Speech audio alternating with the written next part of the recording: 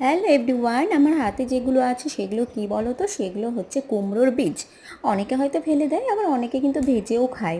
তো যাই হোক, আমি কিন্তু ফেলি না। আমি আমার ছোট্ট ছেলে আছে, তার সেরেলাকে কিন্তু পেস্ট করে দিই। আর এই কুমড়োর বীজে কিন্তু অনেক কিছু ভিটামিন, প্রোটিন, ক্যালসিয়াম, আয়রন অনেক কিছু আছে। তোমরা কিন্তু আর একদম ফেলবে না। যদিও যারা ফেলে দাও তারা কিন্তু একদম ফেলবে না। এই কুমড়োর বীজ কিন্তু তোমরা খেয়ে নেবে।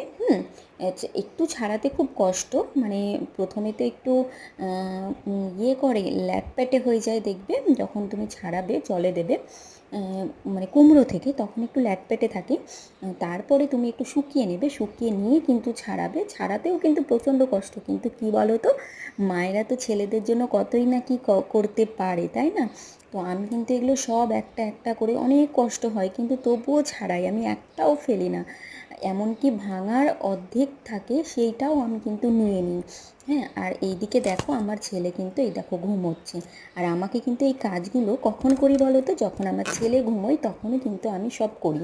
সমস্ত বাড়ির সমস্ত কাজ কমপ্লিট করে, রান্না বান্না, ঘর পরিষ্কার সব কিছু, বাসন ধুয়ে টুয়ে সব কিছু যখন করে ছেলেকে খাইয়ে সব, এই দেখো আমি দেখো ছেলেকে কিন্তু খাইয়েও দিয়েছি। আর ছেলে কিন্তু আমার হাফ খায় হাফ রেখে দেয়।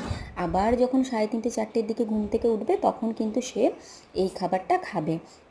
তো যাই হোক, আমার এইটুকু এইটাই আমি তোমাদেরকে বলতে চাইছিলাম। যারা যারা কুমড়োর বীজ ফেলে দাও তারা কিন্তু আজ থেকে আর ফেলো না। যাদের ছোটো বাড়িতে ছেলে মেয়ে আছে তাদেরকে তোমরা কিন্তু অবশ্যই খাইয়ে দেবে। এটা কিন্তু খুব কাজের একটা জিনিস।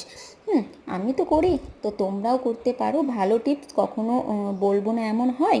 বলো।